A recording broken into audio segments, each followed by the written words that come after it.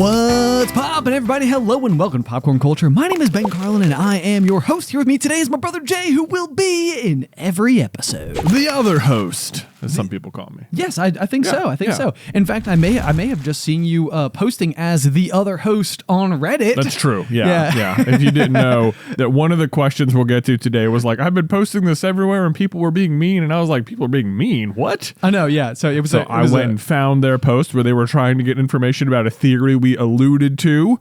And like, sure enough, people were being total jerk sauces. And I was like, not only were they being jerk sauces, but they were totally falling hard for like red herrings and name of the wind. And it was just like, dude, time will reveal your rudeness. But yes, it will indeed. Yeah. So kind of a fun one. So today we have a special episode that we're very excited about. We're doing a Q&A where we put out a blast to all the little kernel community out there, and we said, do you guys have any questions for us? Any advice needed? Yeah. And so today we're going to be running through a myriad of those questions. One of those questions does have to do with the King Killer Chronicles or Name of the Wind series. Yeah. But I actually sort of loved your clap back. So my clap back? Yeah. I don't even know if it was a clap back, but I was just like, it was just like, let me tell you what, you just haven't really thought about it. Okay. Yeah, it was like one of those things where like I was reading through all the questions that people submitted. We got tons of amazing questions. Yes. So thank you to everybody who submitted those. We'll get to as many as we possibly can today. But no, I thought this was really funny because I saw the same question and I was like, okay, this is interesting. But you actually went on Reddit and you found the person, and it was so fascinating to me because I just think it was sort of like, it was almost like watching Jay sort of like crack his knuckles and be like, all right, game on. All right. It's like if you're going to be kind of rude to somebody on Reddit, then like, let's go. Yeah. I mean, and you weren't rude back. I just thought you were really, really thorough in your response. I was trying to be like very succinct, but thorough and be like, look, here's the theory. Not really that outlandish. Yes, okay. Exactly. Yes. Exactly.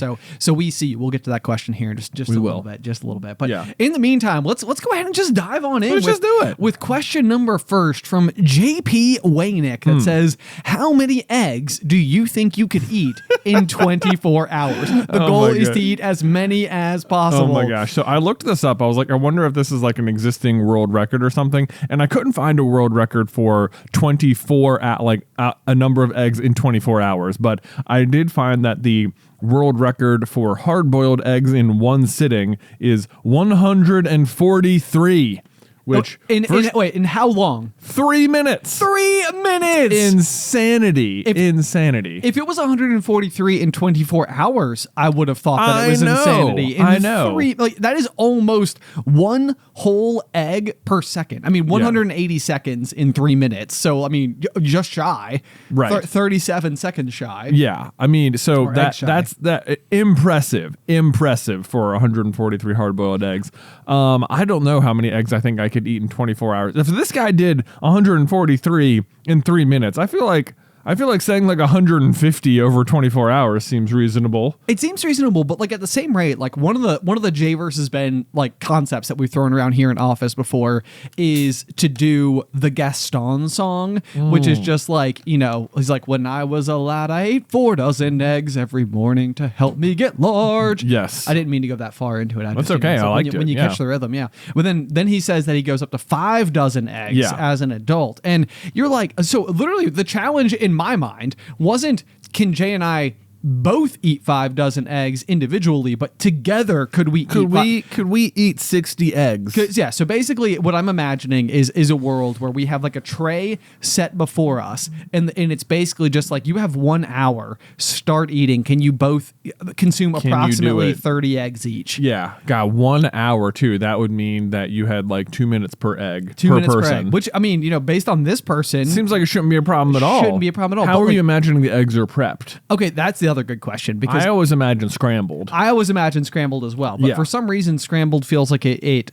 expands the volume. Like, if anything, I feel like when you're scrambling eggs, you crack them into your bowl and then you whisk just about as hard as you possibly can. You're putting a bunch of extra air in there that you might be ingesting. That might make it hard. You're right. I'd never considered that if you did scrambled eggs, you might be adding a bunch of like air. Like air volume. To the eggs. So maybe scrambled eggs is very burpy. And then I guess no matter what, I'll tell you what you're going to have is some real poof. some real puffs afterward. Yeah. Oh, after eating this many After eggs. eating this many eggs, you're gonna have not only some, but you're gonna have some rank puffs, as it were. You're making reference to the gaseous state that would ensue eating this many eggs. It's gonna happen. So that's the other thing too. So Alice loves a good hard-boiled egg at home. So like she makes them with, I would say regularity, weekly at least. Yeah. And I mean, they do have a stench to them just cooked. Just hard-boiled eggs smell is sort of like before they've interacted with the insides of your body. Yeah, all that good gut health. Yeah. Gotta drink some kombucha before you you consume this many eggs. So anyway, here's the thing is that I can usually eat like 3 hard-boiled eggs and feel like reasonably full. Yeah. I mean if I'm just making myself eggs for breakfast, like to get me to lunch, I'll eat 3. Yeah. That's like, this is good. And I could probably go more. I'm normally pretty hungry by lunch anyway. Okay. But almost anything I have for breakfast, I'm hungry by lunch, So I'm just hungry. Almost what we need is, what was that challenge that we discovered once upon a time? It was, have 24 hours. To get to 50? Oh, was it to get to 50? I think it's to get to 50, but I think it was called like the Jolly something challenge. Yeah, but it was like you get a point for every beer you drink, every donut you eat, and every mile you run. Right. And I feel like on the surface, everybody who is presented with it, like almost like immediately goes to like the same set of steps where it's like, okay, well, I could probably, and then you like start to like something seems easiest to everybody where it's like, okay, like if you just eat like 1 donut per hour throughout the whole day, it's like, well, there's 24. That's almost half. Drink 1 beer, then you are halfway. And then it's like, then you have to run 25 miles and you're eating donuts. Right. Like the more donuts you eat, the harder it must be to run. Yes. Like the beer is definitely where you're like, that's where it feels like that's going to make you full fast. Yeah. I mean, this almost feels like something that would be like its own other fun Jay versus Ben is like we take it on and like attempt to do it together. But apparently you could just be like, okay, I'll have 50 hard-boiled eggs. I'll be done in 10 minutes. See ya. Right. Yeah, right. Yeah, so I don't know. I think I would get so full so fast. Like I'm thinking at best I could eat 3 eggs per waking hour, maybe 36 in one day. 36 a day? I think not a day. Not like 36 a day for the rest of my life. That'd be a lot of eggs. But like I think I could eat 3 every hour and like and just get. Well, sure. I think I could eat 3 every hour. The question is, how many could you do? That's all you think you could do? Well, isn't the question how many could you eat in 24 hours? Yeah. So, but you're saying this sounds like you're answering how many could I comfortably eat? How many could you uncomfortably eat, Ben? Oh, I suppose on some level that is what I'm answering. Oh, okay. I think 3 dozen eggs in one day is what I think I could uncomfortably 36? eat. Yeah. Okay. All right. And I think that by the end of it, I would almost certainly want to die. Yeah. Probably. Yeah. So what about you? Give us give me your logic. I mean, if I was like trying to do as many as possible, I'm like even just 4 an hour doesn't seem that much worse. Okay. Especially, I mean, if you space it out, but that doesn't even get you to 100. You want 100? Is that your goal? I'm just trying to think. Could I eat like 5 eggs an hour? That also seems reasonable as I say it out loud. Okay, but so I mean, again, assuming you're awake. Now this is like being awake, like all day, all 24 hours. Right. Yeah, because I mean that would be the other thing. Just staying awake for a whole day is that's you're gonna be pretty cranky, especially if all you've eaten. You're gonna get to hour 24 and be 115 eggs deep. You're gonna with no sleep. You're going to be feeling maybe cranky. Maybe a little bit. You'll probably have to go to the bathroom as well. Definitely. Well, that's the thing, too. At some point, you'll have like started to pass some of the... You're clearing space, some of it's exiting. Exiting. Okay, we're moving on. Okay, yeah, there we go. We're not going to peek on that. Okay, question number next comes from Rebecca. How did you stop social media without falling back into the habit of using it, Ben? Ben. Yeah, Ben. Okay, well, so... let's see. It has been over 2 years. It was, I think, like approximately May 1st, 2022 is around about. That's like the marker in my head. It could have been before or after by like a couple of days pretty easily. But I think that's around about when I made the decision to step away from it.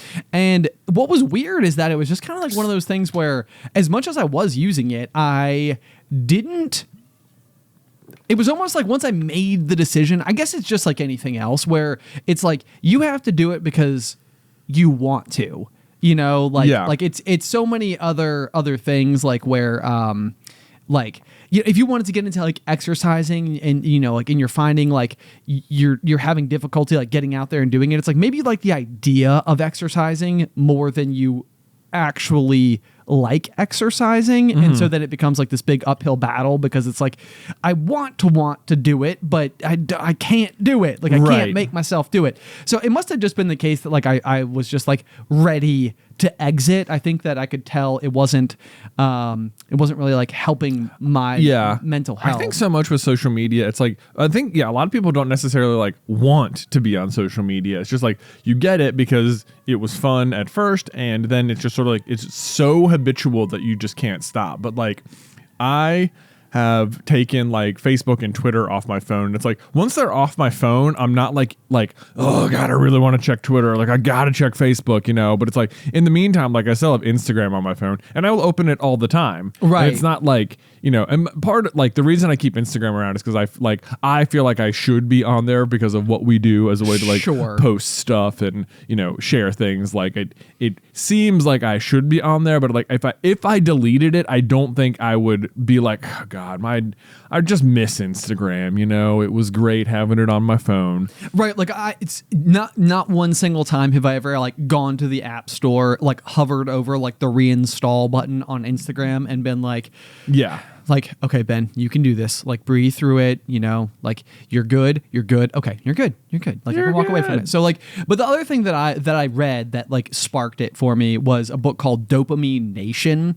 And I think that like that was sort of an interesting one because it's like in the world that we live in where like we've got so much interesting stuff so available to us all the time. And this is something that I'm still afflicted with. So like, I do think like I will scroll like my own photos app on occasion. Like I will like look back at like my own photos and stuff. But like sometimes that's nice because it's like, all my photos are of my family. Well, this is the point of photos, Exactly. Yeah. It's like it's fun to like go back and like, look at your memories and revisit and stuff like that. The Photos app has like it's more than just a library too. Like if you go to the For You, they'll have like here's just like a memories, Luke, spring 2020. And it's just like, it'll just have put that together for you. You can just watch it. Although sometimes it'll be like, and there's a screenshot from that random thing that for some reason we thought was part of this album or whatever. Yeah. It's like, here's like parking for an event you went to and it's the QR code from like 2021. Right. And it's like,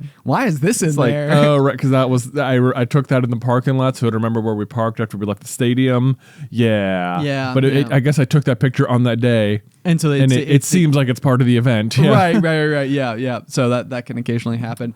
But so there's certainly some of that. I probably check my email often, like just to sort of like, which is honestly not the worst because it keeps me closer to like inbox zero, which is like one of those great tasks in life to like try to like keep your inbox all the way like filtered through. Yeah.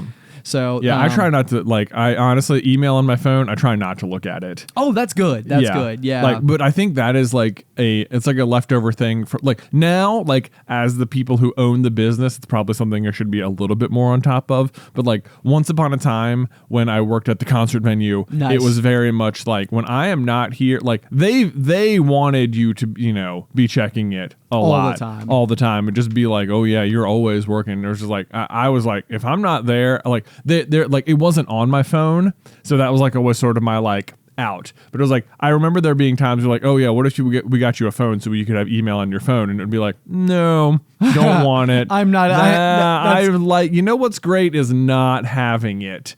I don't want to be sitting on my couch at 8 and see that I got an email from the Globetrotters and be like, oh man, I got to do something. I know. Yeah. And there is no doubt about it. Like, especially like in our world, there's so many people that we interact with for business reasons that are like West Coast. Yeah. And I do feel like sometimes there is like a certain amount of exactly that where they are sending emails at like things that they don't want to deal with. So it's like a very like 5 o'clock on Friday for them type situation. Like, by the way, we need you to do this thing. And it's like, and I'm going to hit send. And then I am checking out for the weekend. Yeah. But there I am on my couch at 8 p.m. East Coast time. Yeah. Being like, oh man, Right. like, it's like, why did I open this? Now I'm in like the middle of like my Friday night and I've just been alerted to some type of like, and not even something bad, just something I need to do on Monday that now I have to like let stew in the back of my brain until I can go in and like, Right.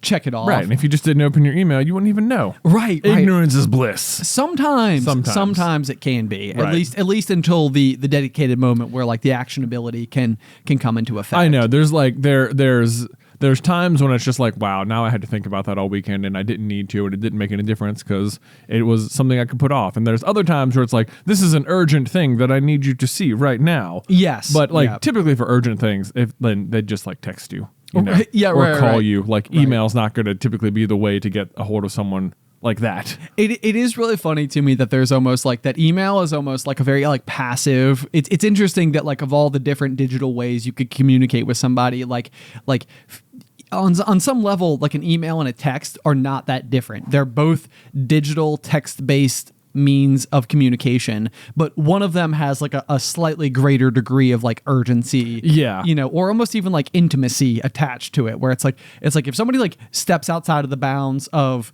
email to text you directly, it's almost like, oh man, okay, like, I know, like this requires action. I know, but like I could even see, like, I don't have like notifications for email on my phone turned on at all. Okay, so like I could see though where like it may as well just be a text, like a little red number pops up and you're like, hold on, let me read this, boop, and I'll respond. It's like you may as well just be texting. You may as well, yeah, right, that's true. Whereas for text, like you are texting, so it's like much shorter and much more informal feeling. That's true. But like it's it's just like a different mechanism. But yeah, I don't have notifications for email on my phone. I don't have notifications for email on my phone either. Yeah, it's just, I just happen to open the app frequently and like refresh. I feel like something that is becoming more and more like widespread is that like, for a long time, like, you didn't have a phone in your pocket all the time. Right. Like if you wanted to get a hold of someone, you had to like call their landline and leave a message or like email them or something. Yeah. And so like now that everyone has it with them all the time, it feels like, I think there was this like, there's a perception that you like owe everyone a response immediately, or that people feel entitled to your time whenever they want it because they can message you whenever because the phone is with you. Right. And it's like, I think it's becoming like more and more accepted that like people are not entitled to your time whenever they demand it. Sure. Like just because like if you text someone and they don't text you back right away, like it's, that they do not have to. They are not obligated to. They're not being rude. They're just getting to it at some point. Yeah, and it's funny because it's like I feel like I have like varying degrees of this, like with certain friends, like where sometimes like me and somebody like might be like having a good discussion or whatever, and like I might get to like 9:30 at night or whatever, and I'm just sort of like, it's not that I don't want to keep having this discussion, it's just that like I'm sort of settled in, I'm on the couch, I'm like watching a movie with Alice or something, so it's like I'll just respond to him tomorrow. And for the most part, like the people I have that type of like, text-based communication with, it's just like, we'll just pick right back up where we left off the next day. And it's sort of like, exactly, we're still good. It's because it's not like the entire back catalog of everything we just said isn't just right you there can just still and see available. It. Yeah. But that being said, on the note of communication, one thing that I think is really interesting is like you and I sort of like stand with like one foot on both sides of a specific zone here, where like we grew up with landlines being the primary way that you would communicate with anybody. So like our household had one phone number. Like it's not like every member of the family had their own phone. So it's like like if you were like had a girlfriend in middle school and I had like my buddy in elementary school or whatever, like we would give both of those people the same phone number, right, as like what my phone number was, right. And it's interesting as well that like, obviously now like more and more people, have phones in different capacities, smartphones, way more capable, all that type of stuff. But one thing I've started to notice, because I have like a middle school not terribly far from my house. So I watch a bunch of kids walk to and from school on the daily. And one thing that is so interesting to me is the way that they talk on the phone seems to be by using speaker and holding their phone out in front of them, sort of at like chest height, and like having a conversation. Like they don't hold the phone to their ear, which is, it's like, I can't tell if that's something that we do because we're so used to like that is like the physical motion of talking on the phone. Well, like, yeah, I guess because I'm just trying to think. I'm like thinking why I do that. It's like, yes, it is maybe like left over from landlines, but like if you don't have someone on speakerphone, then if you just hold the phone away from you, you're not going to be able to hear them. Like, the microphone on the phone is only going to make their voice loud enough to hear them if you're holding the phone up to your ear. If it's not on speaker. If it's not on speaker. Oh, correct. Yeah. So I think most people are just either wearing like an AirPod like in their ear, so they're like communicating, like they can hear that way. But it's interesting. Like I've seen like literally like people like those like like electric scooters and stuff like that. I've seen people like driving around with one hand on the scooter and holding their phone out like in their palm, again like sort of at that chest height. And I'm like, this is so interesting. If the way that communicating on the phone is almost something like you could almost mark which generation somebody is from as to whether or not they hold it up to their ear or if they hold it out in front of them. Because it didn't even occur to me that they might have like an AirPod in or something. Right. Because like to me, it's like if you're holding your phone down here, then like people are going to be able to hear your conversation. But that might also be something that could be culturally like a little bit different, where it's just sort of like, who cares? It's like, if everything's out on social media, it's like your identity, your privacy maybe is like blurrier potentially. I have no idea. It's not like a stake I'm planting in the ground. Mm-hmm. I've just found it to be interesting because I observed it. I observed it a few weeks ago for the first time, and then I've started to like pay attention to it, and I'm starting to see it everywhere. And I'm like, it reminds me, I think there was like a funny meme that Ethan the editor was telling me about once upon a time that was like, somebody stumbled across a floppy disk from back in the day, and they're like, wow, somebody 3D printed the save icon. The save icon. And it's like, it's hilarious to me that people who have never dealt with floppy disks, which we would have like in elementary school years and probably middle school years as well. Yeah. Like it's like, people might not even realize that the save icon is a previous form of like the memory card that we would have used for storing data. Right. Click this so you can save something on that. On that, exactly. So it's like, but they saw like the disc as like, what is this thing? Like who would 3D print that? Yeah. As if even 3D printers were, an invention that would have existed back when that 3D like disc was made. So anyway, I just think it's all very interesting. So that's like a big question, is sort of like, where do you hold your phone? Is it up to your ear or is it out in front of you? Yeah. I mean, for the most part, I do hold it up to my ear, but I think I do that because I do prefer speaking on speakerphone, and I will just hold it in front of me like that. But like, I also will only do that when no one is there to hear the rest of the conversation. Right. Yeah. Yep. I agree with that. But also, I don't like talking on the phone almost at all. So. Yeah. Your outgoing voicemail is literally like, leave me a message or preferably text me. Because I don't check voicemail. There we go. Yeah. All right. So moving on. Great question though. Yeah. Let's see here. Next one is going to come from Alana Bradley Graham, who says, new parent here. How do you and your spouse balance having time with each other, with the kids, and completely alone time? My husband and I value all these things, and especially some personal alone time to recharge. Mm-hmm. Man, Alana Great Bradley question. Graham, you have hit the nail on the head. Yes, and I think there was a bunch of people who sort of asked this question in various ways, so I wanted to pick one of them, but this is the one I landed on. And specifically, I wanted to address the alone time aspect of it, because like how it's the question was, how do you balance having time? They especially value the personal alone time. So I think the way to do it is to like, valuing your own is great, but if you know it's important to both people, then like what the other thing that I think will help is like giving that to them. Like it is easy to want it for yourself and then not realize the other person also needs it.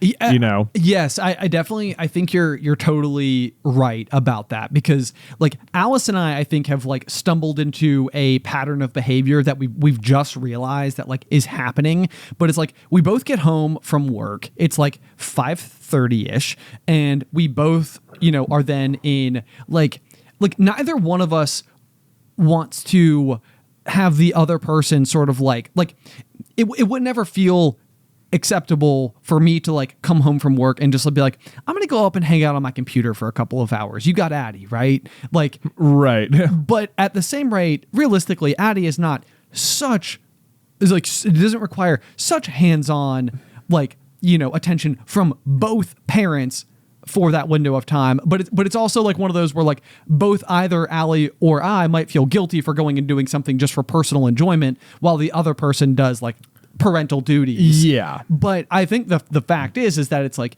that is an area where it's like, okay, the thing is that we're both not going and doing anything for ourselves during this period of time, and it also doesn't require both of our undivided attention. So it's like neither we're in like a weird self-indulgence stalemate, if you will, where it's like you could go practice a hobby, you could go use this time to go exercise, you could use this time to, self-care, like just anything. Yeah. And neither of us really are, even though we easily could, but it would feel like abandoning the other to maintain in like responsibility mode while the other one gets to go do something for themselves. Right. So this is like one of those where we're like, we don't need to do that. Like one of us could just like trade nights. It's like, okay, Monday night, like I'll come home, I'll do this stretch. Yeah. You go do something for yourself. Tuesday night, then I can feel like I can do it as well and feel like a sense of like guilt-free nature. Yeah. My genuine, like typically my approach is if like, cause Beth has to be with the kids all day, like pretty much every day, right? Until I get home. And so like my general approach is like, if she ever wants to go do anything that will just be like a her thing, like whether that's like going to running or like a book club or whatever it is, where it's just going to be like her away from the rest of us. Right. My answer is just like always yes. Right. Like, right. what, like there's nothing she could really add. And if it got to the point where I felt like, boy, I don't feel like I ever see you anymore, then I think I would bring it up and be like, hey, maybe we need some more quality time ourselves. Yes. But yes. like, but then on her side, like Beth doesn't need like the, for Beth, alone time might be just time away from me and Luke and Nick and Nate. Right. But still with other people. Sure. Just somewhere else. Where for me, alone time would be like literally just me by myself, no one else involved. Yes. And I think it can be difficult sometimes especially for people who like recharge with other people, more like extroverted people to understand, like to even understand that, No, I think it's something that like has taken time to grow accustomed to, but I do think it's become such a topic of conversation, the different ways in which people recharge, that I can definitely get it. So I think it's just valuing that the other person needs alone time as well, and like focus more on giving that to them. And if you're both doing that, then you should both be good. Yeah, there you go. Yes. There you go. Yeah. So it's definitely one of those things. I mean, and obviously it's one of like the most cliche responses, but it's usually communication. Yeah. It's sort of like, but sometimes it's hard to recognize your own needs. Yeah. That's the thing I struggle with. So it's sort of like, it's hard to be like, oh, I should just tell them. Right. That's what I could use right now. Right. So. There is like a certain times where it's just like, you're right, where it's like, yes, I know you've been doing this all day, but like I need some alone time. So can you keep doing what you've been doing? Yeah. Like you feel guilty for like responding to like what you genuinely need. But like you have to understand it's like a difference. It's not that you just want it. It's that you also need it. Right. Yeah. But because you often like, I think where it feels weird is that sometimes you need it, but you also want it. And because you want it, it can feel like you're being selfish and not just like taking care of yourself. Exactly. Yeah. Yep. That's so well said. Yeah. I think that's the ringer. Yeah. Is like, it's like sometimes you want and need things, and just because you want it doesn't mean you don't need it. Exactly. Yeah. Yes. Yeah. Yes. I love it. Okay. Yep. There Perfect. we go. Next question. All right, next question. This one's from Brendan Losty, and it says, is it getting easier / harder to fit Pixar movies into the Pixar theory? Shoot, dang. Oh, man. What a good question. It's I feel like we have gotten like better at it. Is my response. Like it's one of those where we recently did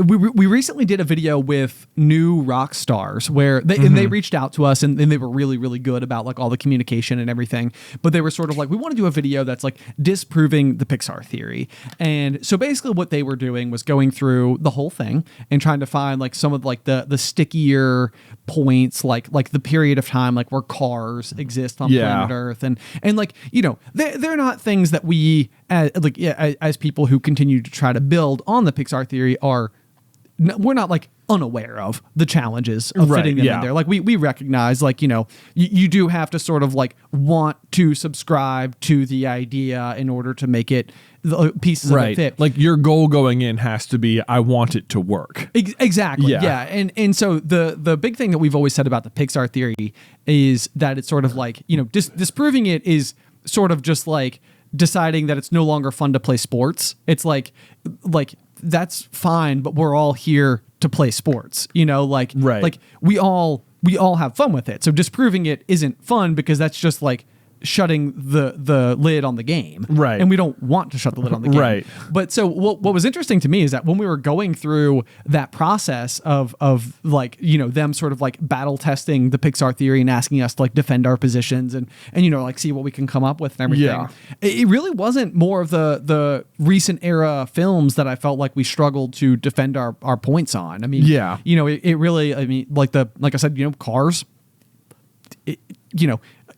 Cars is the trickiest one. Cars is the trickiest one. Like that's the one that you gotta like sort of just be like, okay, all right. But like it always like sometimes they will come out with new movies and I'm just like, oh boy, I don't know what we're gonna do. How's it gonna work? And it always surprises me how much it just ends up working. Yeah, like. I think Onward is the ultimate example. Onward was that's probably my favorite addition in recent years, where it was like, okay, it's another planet. But then it was like that we were able to tie it to like a different Star Cruiser from WALL-E. Yes. And how like the ship is the same shape. And it's like, yes, the answer is technology. And that is what happens on the Axiom. And like, it like I couldn't believe how well it worked. Yeah, and it's like, oh, why does this alien planet have human technology? Literally because there was a giant spaceship full of human technology that crashed there. Right. Yeah. It's like they've always used magic, and then all of a sudden technology shows up. Like, how come? And like, well, and the idea there, Jay said the same shape thing. So if you haven't seen the Onward addition to the Pixar theory, the idea is that the main mountain range, I forget what it's called, like Raven's Peak. Yeah.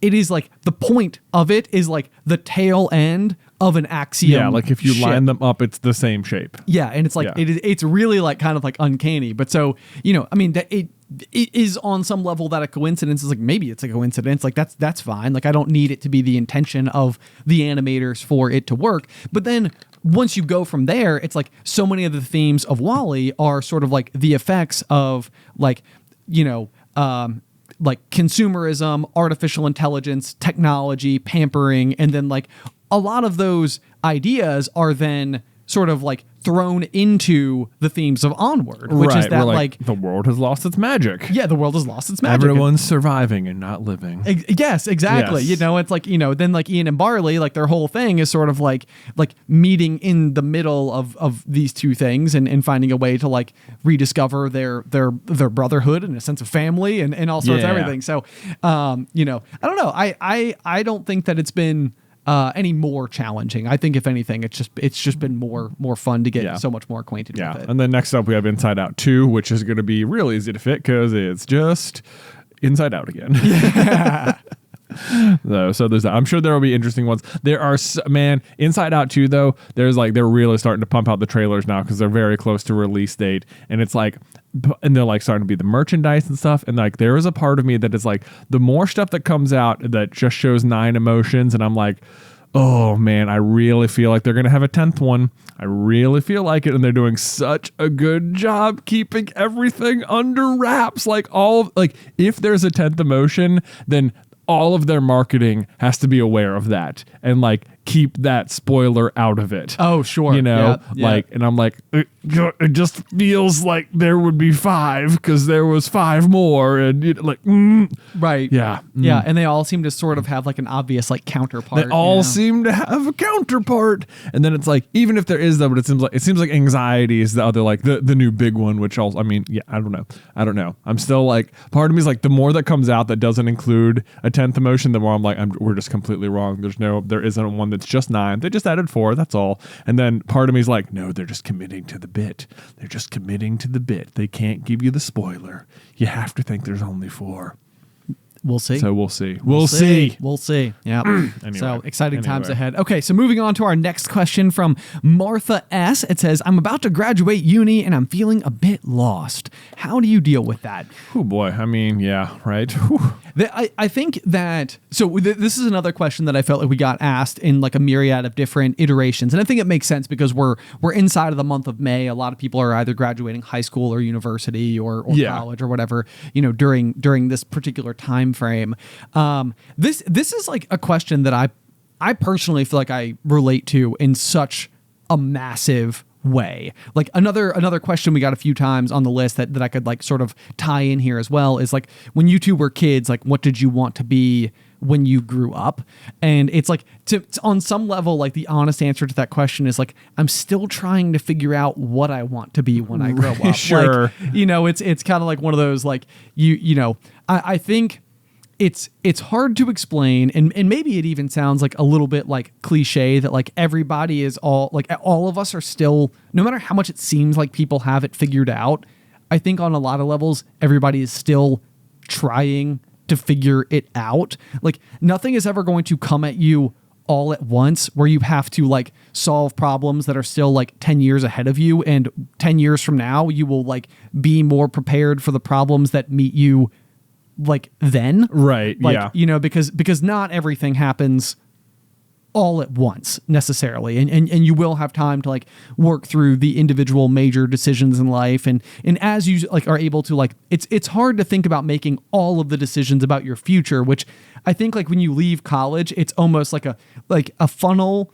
to opportunity is opened, and sometimes it's like, where do I focus my effort? Exactly. And I think it can also feel like, wow, like I finished college, now all of my dreams need to come true now. Right. Like, like you've always, because you do have such a linear path oftentimes where you're like, yeah, I went to middle school, then high school, then I went to college, and now, yeah, like there's not an obvious next step for you to take other than like get a job. Right. But it can also feel like, if I'm not, I went to college so I could do this. And if you're not doing that within a year, it can feel like, whoa, oh my God, I'm like completely failing. I don't know what I'm doing. And it's like, that's okay. There is plenty of time for you to to grow. Like you don't need to be, achieving your dreams tomorrow.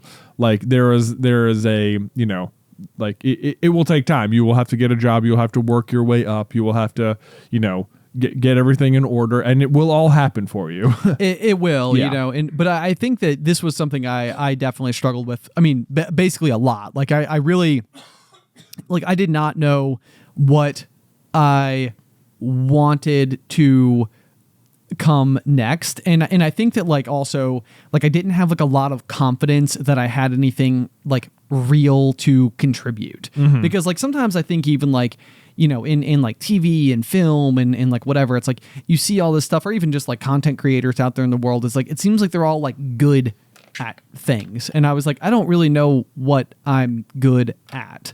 But like as time has gone on, it's sort of like, you realize that like you are good at building specific kinds of skills. And like, like when you're in various like, meetings or groups or creative collaborations and stuff, it's like, okay, I actually do have thoughts that come to the table. And like, right. But like, again, like I feel like to this day is almost something I'm like continuing to like learn about myself, because one of the other big questions people asked was like, what would you guys do if you weren't like content creators or whatever anymore?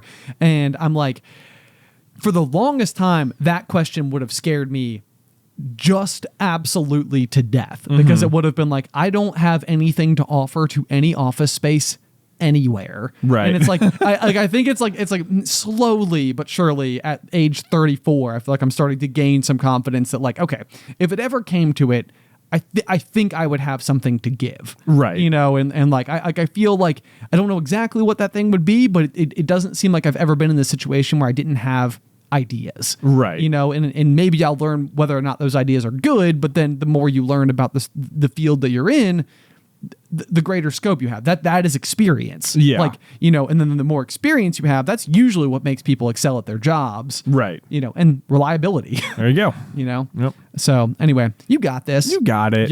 You'll find it. Yeah. I think the other thing to remember is that like, just because you take any decision doesn't mean that's the rest of your life. True. Either, like if you like you're like, oh, I don't know if this is a job I want or whatever, but it feels like the only one. It's like, it's okay to get that and just get some experience and keep looking. That doesn't have to be like every decision doesn't define the rest of your life. Exactly. You know? Exactly. Yep. And there can probably be success to be found in just about anything, because I think that people can tell when you have genuine enthusiasm about what you do. Yeah. And you know, so it's like, if you want to go like make donuts every day, it's like, I bet if you love making donuts, you're going to make extremely good donuts, and then you become like an icon, like the donut creator of like your small town or whatever. And people are like, you know, you got to go and check out this donut shop because they are the best donuts. So yeah, it's like, go open a donut shop. Do that. Sometimes I think about The world would be better with more donuts, right? it would be. There you go. That's your real answer, Martha. Just open a donut shop. Yeah. Crush it.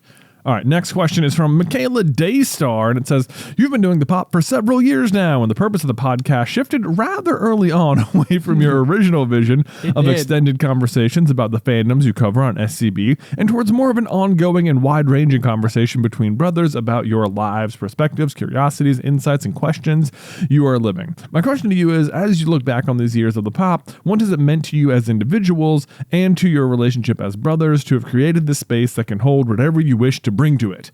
Whew, boy, long question. Man, long question, but also a very succinct summary of the pop. Yeah. You know? Yes. Yeah. The initial idea was to maybe be like, talk about like maybe like the little things that like, or news stories that popped up. Maybe like, oh, did you hear about this thing happening with these people about, you know, the Avengers? And it'd be like, oh yeah, let's talk about that, even though we didn't make a whole video about it. Yeah, exactly. Yeah. Like, you know, like a lot of times it was the types of conversations that I felt like we were walking into the office every morning. We would like make coffee, and like the team would sort of like be standing around before we like really got into work, and everybody like doing like a debrief. Like, did you hear? Like, you know, this came up. Like, what do we think about that? You know, and the year 2019, which was the year that we were formulating and coming up with the concept for the podcast, and really when we launched, I think was properly on Christmas Day of 2019. Like, we had just come through a year where Disney dropped 10 different movies that cleared $1 billion. Yeah, 2019 was wild. It was. I mean, so, you know, but like at that point in time, you know, like we're having these big conversations about the merits of a live action Lion King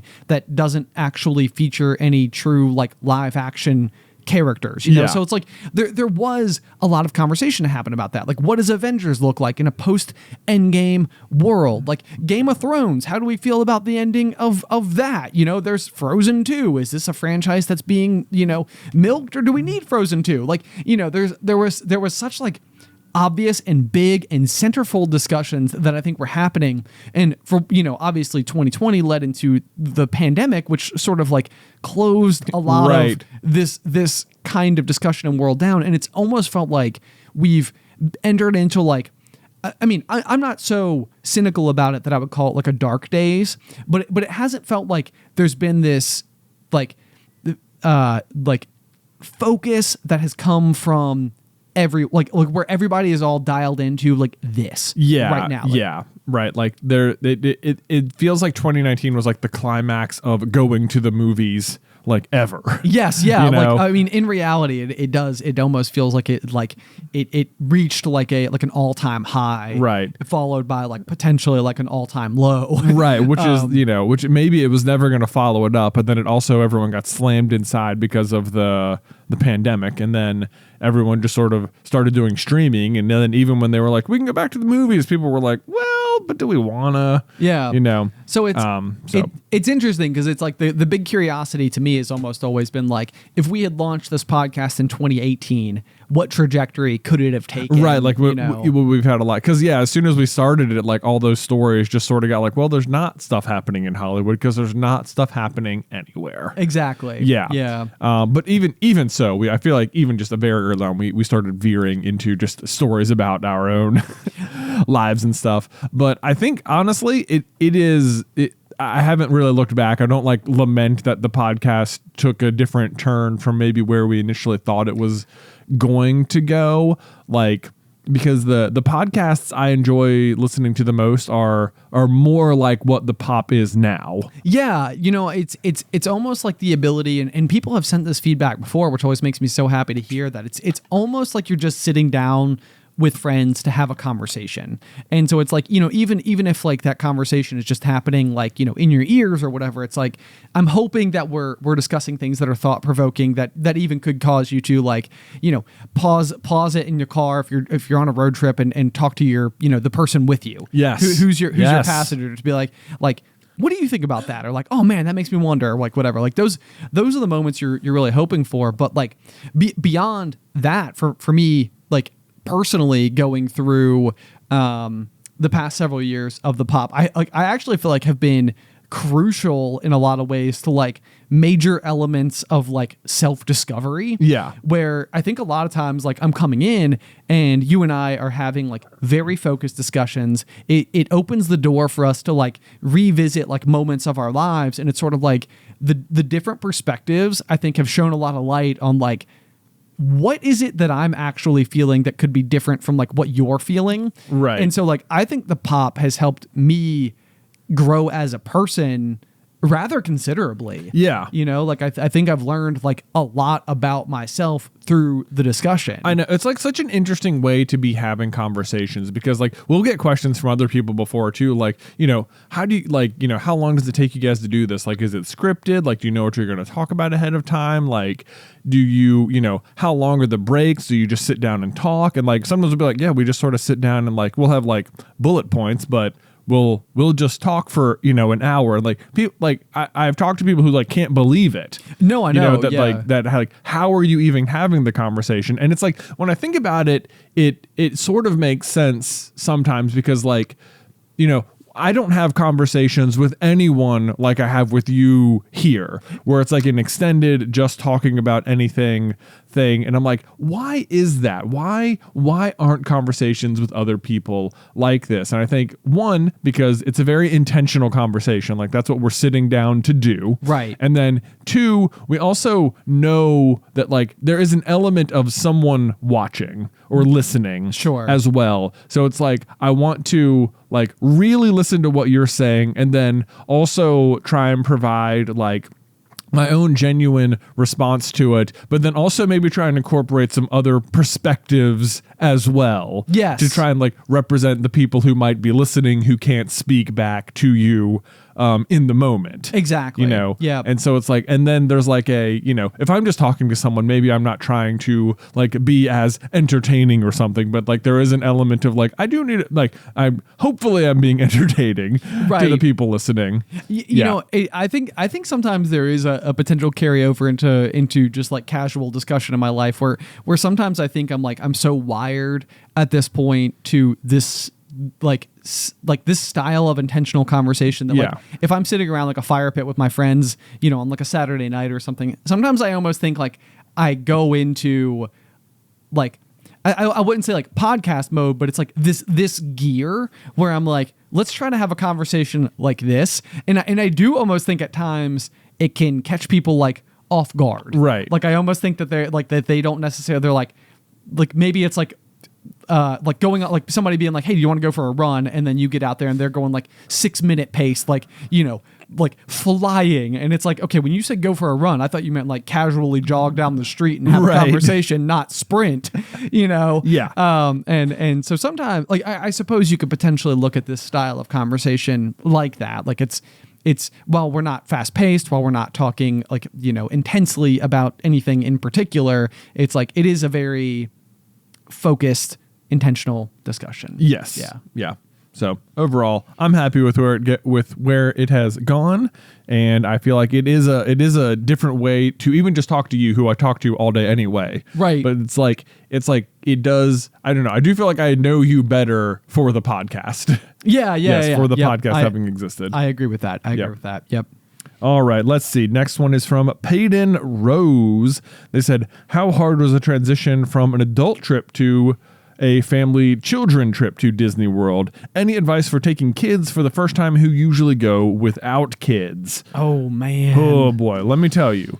Pre-kids, if me and Beth were at Disney World, me and Beth are this is somewhere that I don't even think ahead of time we could have known we were such aligned on, but we are like determined to be efficient and fast and to get a lot done. Yes, you like guys, we are very fast forward at amusement parks. Yes, I remember like so the first trip that we took as the first trip that I took as an adult was an occasion where we were meeting you and Beth down there, but Alice and I had been driving the camper down from Virginia. So it's a 12-hour haul, which if you never like trailered anything, especially something that was like 35 feet long, like it is stressful. And then down in Florida, like around like the Orlando area, I think is I-4, which to the best of my knowledge, it's almost like a joke that it's been under construction for like 20 years. Yeah.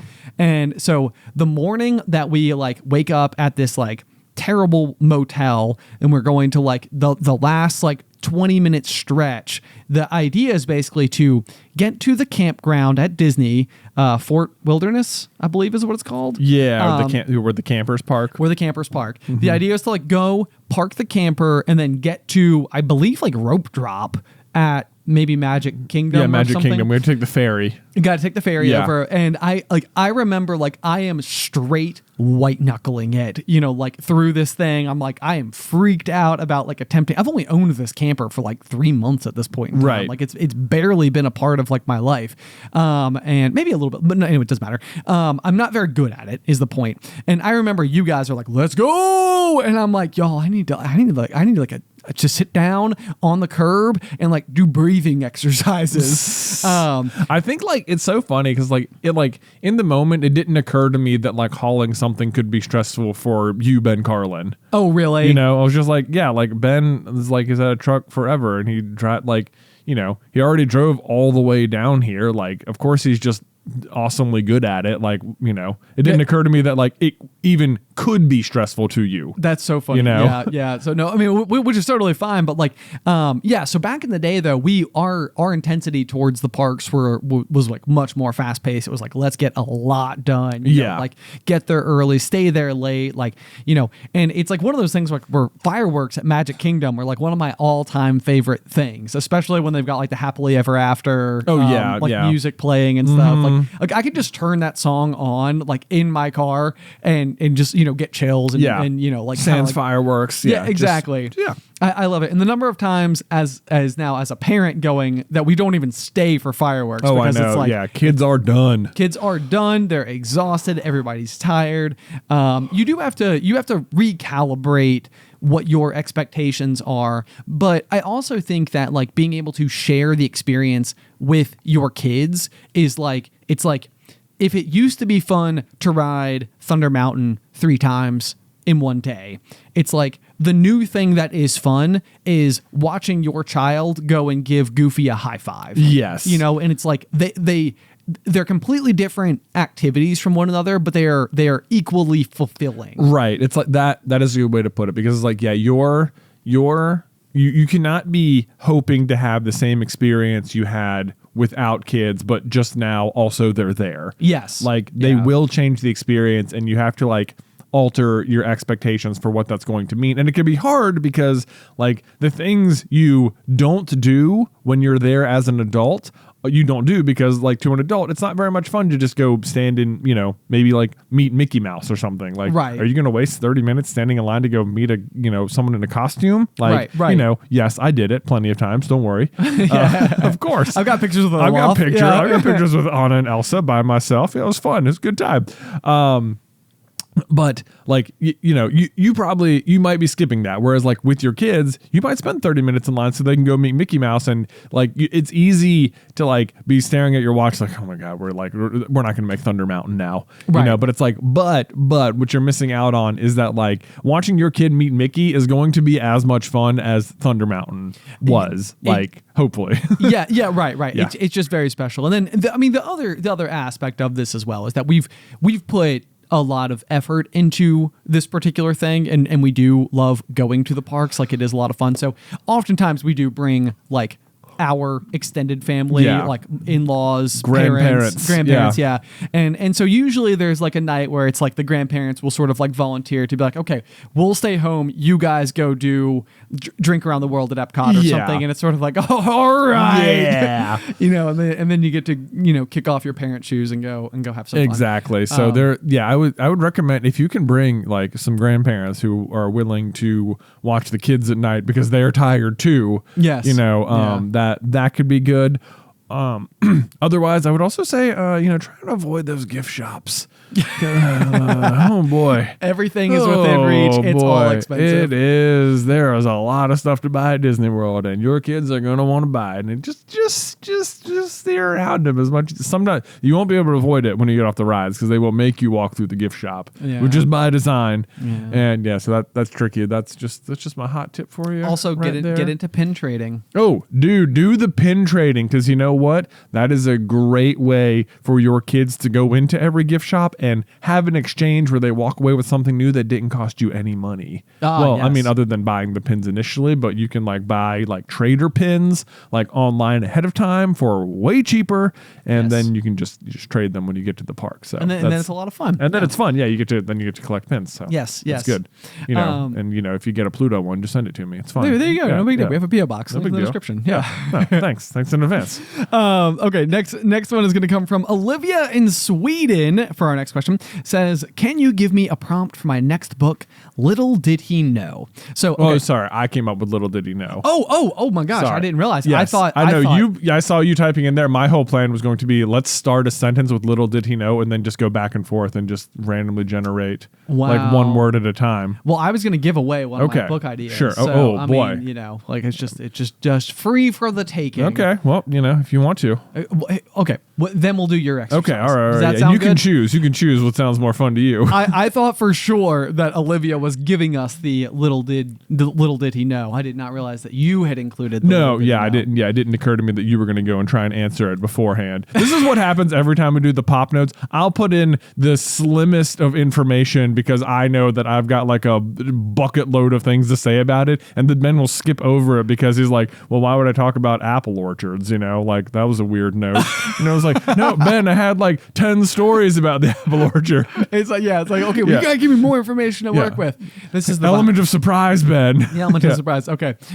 So this is like one of those things where I feel like in my phone I probably have, I don't know, like 10 or 15 like book ideas. Yeah. And so I was attempting to wade into the waters of like what I could almost imagine the first page of one of these concepts to be. So here we go without any further ado. Okay, boom. Right. Little did he know the true importance of what he had accomplished, not through greatness or power, wealth or fame, that he stood alone in the Colosseum of the cosmos. For while our will is our own and we are ourselves, we stand as representatives, champions even, for the deathless, a race of immortal beings who create, cast, and observe our every detail. And this is your idea that there's like a bunch of like immortal people who are like using humanity as their own game. Yeah. So the idea is that like there is like the immortal race of people, the way that they like entertain themselves, and therefore like their version of like the Hunger Games or whatever, like the thing that becomes greater than everything else. It becomes the reason for their immortal existence is the games. And so like while they can't interfere, while they can't interact, what they can basically do is start with like components or characteristics of a personality, and it's almost as if like, let's just say you could drive somebody's like ambition up to 11 out of 10. It's almost like that person may they might have such ambition that it gets them into trouble, that they're so driven on success that they step away from like ethics, if you will. And so it's like that may not achieve them the kind of greatness that they think would work. So it's like everybody's like looking for like the perfect recipe of like, confidence meets humility meets, like willingness to take a risk meets kindness meets like whatever. So it's like you need like the most special formulation, and success might not always be what we think it is. So right there. What counts as winning the game? What counts as winning the game? Right. Yeah. So it's sort of like a way to sort of like back yourself into what you think the answer to that question potentially could be. Yeah. So anyway, now we'll do your scenario. Yeah, we'll just give you a completely random little did he know. Little did he know. Okay, Yeah. so how does it work? What I do I think need? we'll just go back and forth one word at a time until we feel like we have a prompt. Oh my goodness gracious. Right? Okay, so a little bit of creativity. It's just who knows. Okay, all right. So I'll start and then you go. Okay, so little did he know, but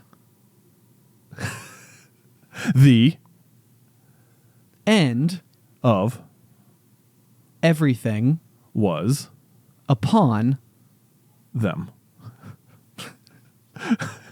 Little did he know, but the end of everything was upon them.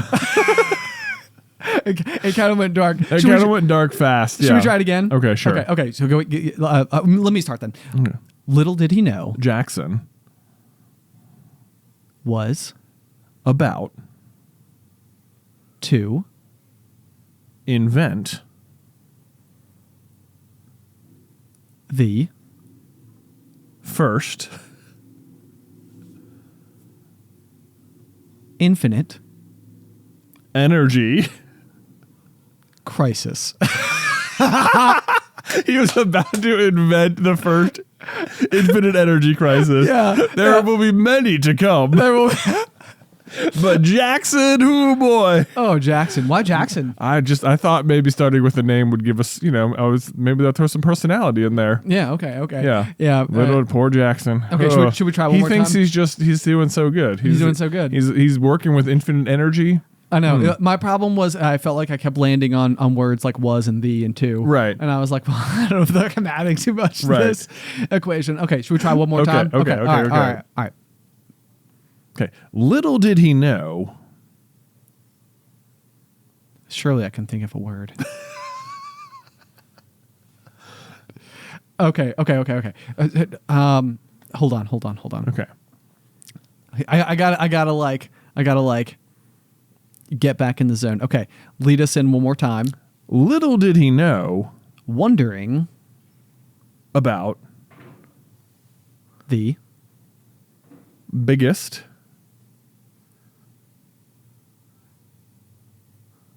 ball of gas little did he know wondering about the biggest ball of gas would lead him to erupt from a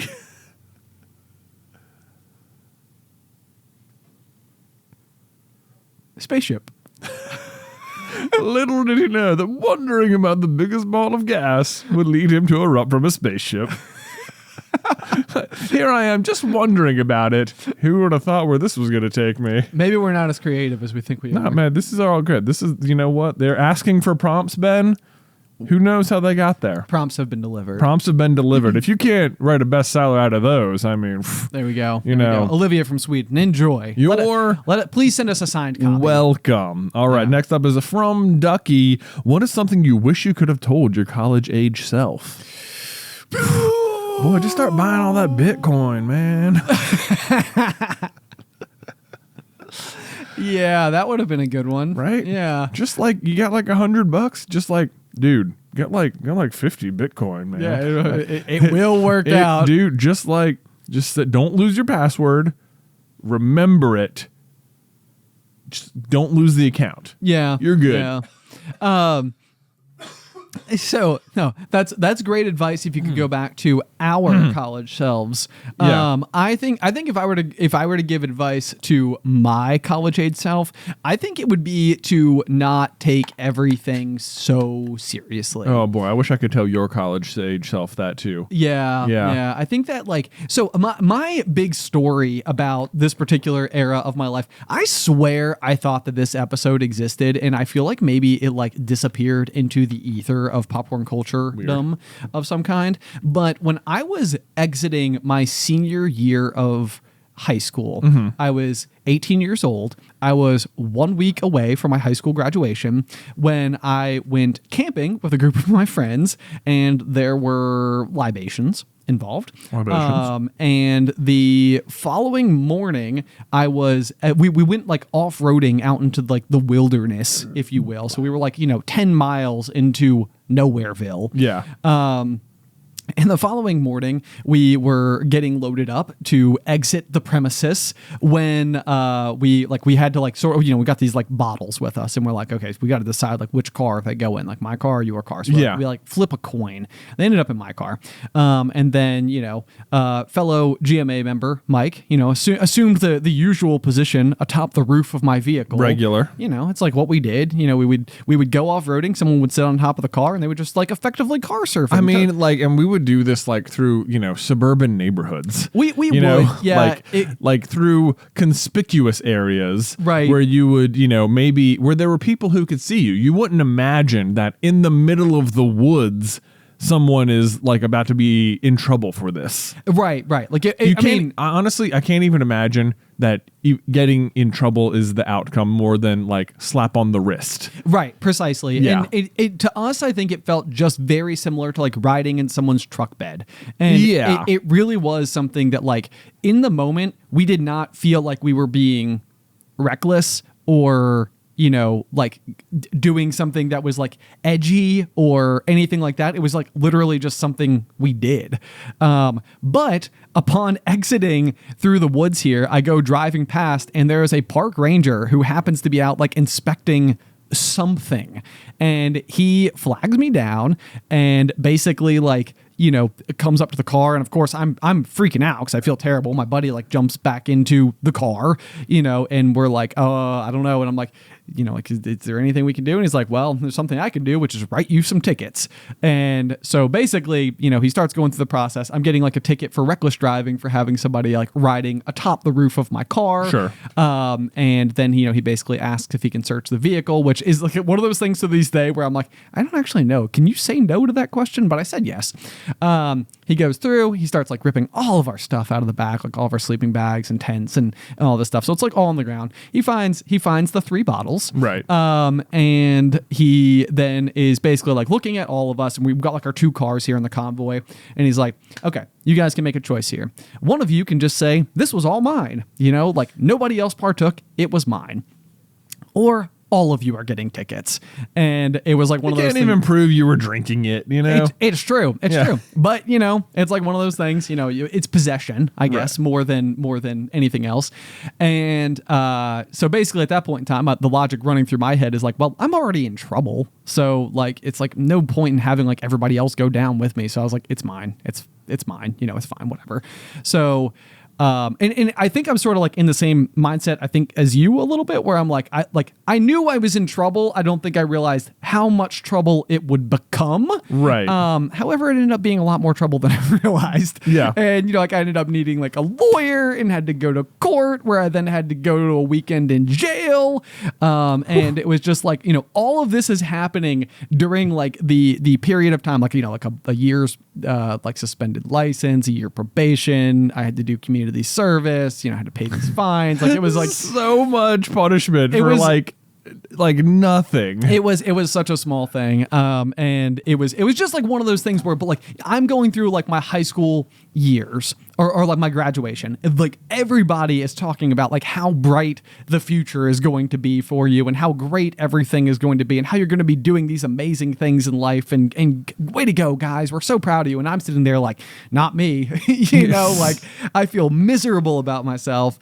And so I think I got to college, and like where I think a lot of people get to college and sort of like have the opportunity or willingness to go and like cut loose and have fun. I think I was like, I have already gotten in trouble before I even got here. So like, right. I'm not doing it. And I think I just sort of like, so that's why my advice would be like to not take yourself so seriously, to not feel like, the stakes are like the most high. Like I do think that like it's a period of time to like, explore and, and like just figure out like more about who you are and like what excites you and like what you want to do, because I think it's a good opportunity to do that. And sometimes I feel like I'm like, I wish that hadn't happened, because I think it would have changed so much about how I approached. I know. That era of Yeah. life. Like what just a rogue thing to happen to you. I think it even would have been fine if it happened at like a less pivotal time. But even like looking back, it's like, where you feel like, oh yeah, everyone was like, oh, the opportunity is like so bright. I'm like, I don't know. Like it still feels like the opportunities, you still had plenty of opportunities. It's true. Like, a bad thing happened, but that didn't stop any of those things from being true. Exactly. Yeah. Exactly. But like I can see where from your point of view, it's just like, this is pretty much it. It's over. Like, I can't do anything. Everything I've already messed up big. Right. The entire world knows about it, obviously. Yeah. So it's like before I even had the opportunity to properly start like my adult life out there in the world, I was like in a jumpsuit in a cell. Right. Like, gosh, great. Mm-hmm. Great. Mm-hmm. So anyway, good times. But you made it through and you learn from your mistakes and you go from there. There you go. Which is the other thing too, is that like in college, find yourself, figure out what you want to do, enjoy that type of thing. And also don't be so hard on yourself. Yeah. You're going to make mistakes and you'll also get past them. Yeah. It's part of it. That will happen. That will happen. Maybe someday it'll be a fun anecdote that you can tell on a podcast. Yeah. Yeah. Good times. The time you went to jail? The time you went to jail. Man. Craziness. All right, next up is from Mandy A in Arizona. How did you guys get comfortable in front of a camera? Was it just natural or did you have to work up to it in some way? I want to start streaming with a webcam, but I get a little nervous knowing there's eyes on me and that I'm the center of attention. Any tips to loosen up? It's like this, okay, you've already hit the nail on the head. So one, I think it does just take time to get like more comfortable with it. It does. We may have had the smidgiest of head starts in that like we grew up with our dad on TV, so there was like oh, this is a perfectly normal thing to happen to you, all the time. And I've thought that as well. Like I thought that like maybe had been like contributing more, but like even our dad. So like in 1993 or 94, somewhere in that range, our dad started making, and we've referenced it before, what was called The Year in Carlin. Yeah. And so he would take all of our home movies and he would go through and splice them together into like a year-long narrative that sort of starts like in the past year's Christmas and then would go through the whole year. So like, like elementary school graduations, summer trips, birthday parties that we had, like, all the various like ins and outs. So like our dad was like vlogging like, 13 years before YouTube was even invented. Right. But like one of the things I even remember as a kid was like sometimes, we would be out on a trip and dad would point the camera at me and be like, "Benjam, what do you think?" And I'm like, "I don't know." Like, it's like I felt like every time he'd point the camera at me, like my mind would go blank. I would have nothing to say. I didn't know what to do. And it was really tricky. And so like, I remember for me, like when we started Super Carlin Brothers, like sitting down on that first day, I always call it like the black eye of the camera, which is like the lens. Yeah. The thing that was so difficult for me is that it's unwavering. It doesn't blink, it doesn't smile, it doesn't nod its head, it doesn't give you any feedback whatsoever. So if you watch my first ever Super Carlin Brothers video, if you had asked me, I was going into that room being like, "What's up, Jay? I'm Ben. I'm the other half of Super Carlin Brothers." But like I thought I was being so animated, like so lively. And instead, like my shoulders are hunched in. I look like kind of sullen. I'm like, "What's up, Jay? I'm Ben, and I'm the other half of Super Carlin Brothers." Like, it's like, I'm like, how did I think I was being so energetic? Right. And the end result was what it was. Right. It's like, it's so that for me, like, but you on the other hand, I feel like had it. I mean, I had been doing it for like a while, like in college and stuff too, though. A little bit. You have, but like I even feel like if you go back to your first ever like faulty thermometer video from your first ever YouTube channel that you were doing solo, I still think you had more energy then. And like you could go back to year one Super Carlin Brothers videos, and I think you are like still maintaining to this day like a similar kind of like feel and energy. Sure, and stuff. yeah, like it's maybe more refined and stuff. Right. Yeah, I mean, I think I was like, there was a part of me that I think I was just like always like eager to perform. Yeah. A little bit. And that was like my outlet for it. But what I think I remember feeling, what Mandy has said in her question, like I It was like, I want to start streaming with a webcam, but I get nervous knowing there's eyes on me. And it's just like, then why do you want to be streaming? You know, Sure. like, isn't that the point?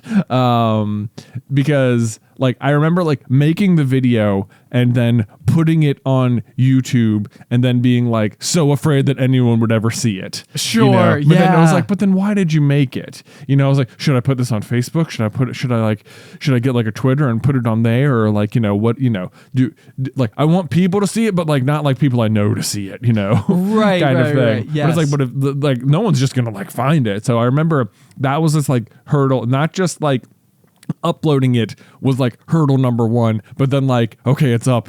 Do I tell people I made it or what? Because if I do it, then people will watch it. And it's like, but you made it so people would watch it. And it's like, well, yeah, but like, I don't really want people to watch it. And it's like, yes, you do. You do want people to watch it. So you just got to like, you have to own it and like, remember that's why you did it. Like if you don't want people to watch you, then it doesn't sound like you want to be streaming, you know? Right. Yeah. And I think you're right. Like, I think it's almost like, it kind of goes back to like one of those things we said earlier where it's like, you can want to and need to do something, but maybe you feel a little guilty, like for wanting it. Like, yeah. like kind of going back to like, how do we use our time and that type of thing? Like, like choosing time for yourself feels very selfish because you want it, but you also need it. Yeah. And so this could be like a similar situation where it's like you might like know like deep in your heart that you do want this, and like this is like that's where the underlying compulsion is coming from. But the hesitancy is that like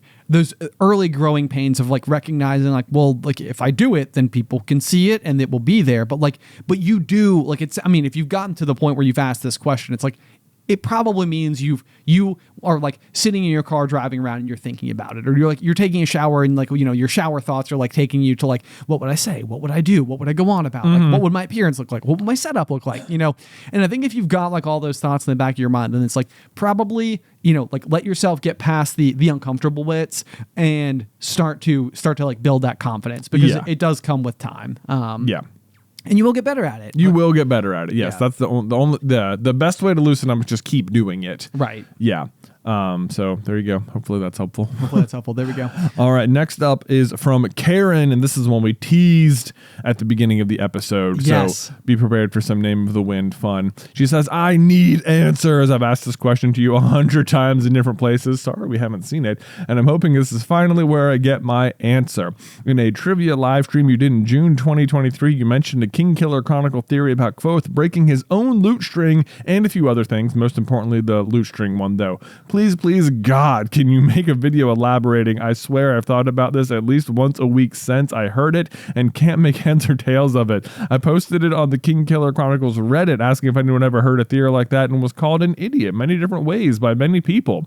Just please elaborate in a video in the podcast, wherever. I don't care. I just need to know. Also, I love the channel. I've been watching since the Good Dinosaur video you made 8 years ago, and I love the pop and through the Griffin door. So there you go. This was just like someone that just sounds desperate for an answer. And I was like, well, goodness me, pull my arm, why don't you? Name of the Wind theory? I know, yeah. Well, so that we could also answer some of the other, well, maybe half answer some of the other various questions. The two, I went up and they actually put a time stamp on the live stream, and I went back and found the things that we mentioned in the live stream. So one is, how did Kvothe's loot string get broken when he is auditioning for his pipes at the Aeolian? Yeah. That is theory number one. And then two, who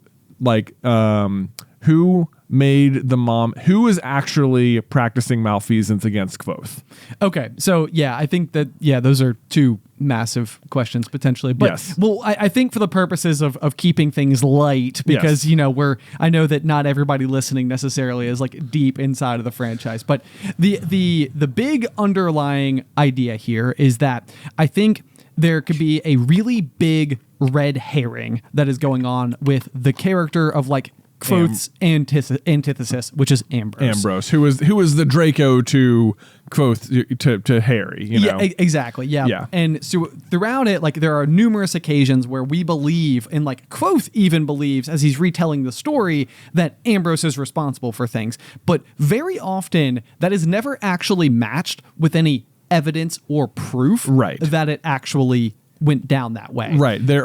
Which is not to say Ambrose does nothing. Right. He absolutely does many things to Quoth that are bad and seem over the top. Yes. Yes. But there are some things that he assumes are Ambrose, and based on Ambrose's track record, it seems perfectly reasonable, but it is not confirmed. Exactly. Yep. So the big thing here is it's like you've got one of the most early scenes in the series when he's performing to get his pipes, and then you can like fast forward to like 3/4 of the way through Wise Man's Fear, and this is where it maybe gets like a little PG-13, if Mayhaps. you will. We'll try to keep it as light as we can, but basically when Quoth goes into the glade with Felurian, he is having his first adult experience, and the way that it is described, they're getting intimate. They have become intimate. Yes. Well stated. Yeah. Yes. Yeah. And the descriptor that basically Quoth describes as to his experience here is that he is a lute string that is being pulled too taut and finally breaking. Yes. And our thought is that when you enter the Fae, it seems like time seems to not operate in the same way that we know it to operate outside of the Fae. Right. And so after he exits the Fae, he is eventually talking to Willem and Sim, and they're like, the question is, how old are you? Because he is clearly in there for like months, if not years, before exiting. But when he exits, like he grows an entire beard. Right, like a long beard. So he's there for a long time. Yeah. But when he exits, only 3 days have passed in real time. Yes. So time is Wimbly Wombly in the Fae. Time is Wimbly Wombly. But then when you go back to auditioning for the pipes, the song that he is playing is the song that is called The Lay of Sir Savian. Yes. So the potential here is that like the Lay of Sir Savian is the lay of Quoth. Right. And the lute string breaking is literally Quoth in that moment being the lute string that is breaking, that then like radiates through time and like lands inside of that exact same moment. It's like, because time is non-linear in the Fae, things he is doing in the Fae are affecting things in his actual life, in his past and present and possibly future, but obviously we don't know about that yet. Right. So there is like this correlating two things. Even though the event with Felurian feels like it's happening in the future, because it's happening in the Fae, it could be happening anytime. Exactly. Right. So the answer the book gives you is that while Quoth is performing and the lute string breaks, is that Quoth assumes it is Ambrose who is using sympathy, which is the magic in the book, to like break his string. And when he gets up, Ambrose is leaving, and it looks like he has something called binder's chills, which is something you get when you practice sympathy but don't have a very good link. Not to get like too complicated or anything. Right. But so that's the red herring. It looks like, because Ambrose does get up and leave, and he looks like shaken. Right. That's what the eyewitness accounts are. But so what's actually happening is that after he finishes playing the song, Quoth himself weeps on stage because the story of the song, I guess, is just so emotional and tragic. Yeah. As do many people in the audience. Many people are crying and upset and just sort of like moved by the song. So what's really happening is that Ambrose, who hates Quoth and just tried for his pipes himself and failed, is also moved by the song and hates that Quoth was able to move him with the song. So he is leaving because he's crying because the song is so good. But obviously he can't let Quoth see him cry, because that would give him the satisfaction of knowing that he did a good job. Exactly. Yes. Yep. So the red herring basically is that you believe he's practicing binder's chills and he's not. Right. He's just been moved in some other way. But then if that's the case, we need a different explanation as to why the lute string breaks. And there happens to be a time where time is Wimbly Wombly, where Quoth himself is described as the lute string and as breaking. Right. So boom. While he's practicing the same activity being described in the song. So the real thing I love the most about this question is that you went to the links of going to the Reddit page and basically explaining the theory. Explaining the theory. To the people who were mean. Don't be mean on the internet. Man. Gosh. So if you want to go, you know what? Everyone listening, we'll put a link to it. Just go upvote my response. Yeah. From 8 months ago. That person's going to be like, why is there so much activity all of a sudden? No, I love it. I love it. So anyway, hopefully we didn't lose everybody with our deep dive. Hopefully not. And then if you want to know who made the Mommet, so later on in the story, someone is practicing malfeasance against Quoth, and they assume, again, that it's Ambrose, although they never get proof. Yeah. So they think they get proof, because they come up with this cockamamie scheme to light his rooms on fire by reverse engineering, by sending, like, heat through the source and making the Mommet light on fire. And they assume, like, yeah, if we do this, it'll catch Ambrose's rooms on fire. Right. Right. So, and that does work, which seems like damning evidence. Yes. that it's there. However, I don't think it is, because they give plenty of good reasons why Ambrose wouldn't actually do this in the books, which hold up and they never really resolve. But what Ben and I think is happening is that it is actually Master Ilodin who is practicing malfeasance against Quoth as a way to force him to, one, become very intimate with the archives, and two, to make a gram to protect himself. And in the meantime, sharpen his alar, which he has to keep on and active for like 22 days straight. Yes. Yes. Which all of which works out tremendously. And I think and so Ambrose's rooms do catch on fire, but that is because Ilodin plants a Mommet in Ambrose's room. Okay. And it's like in a hidden away spot in his room that he would not even notice, because it's like the bottom left drawer. So it's like Ambrose doesn't even notice it's there. Right. Yeah. But it does catch on fire because it is there.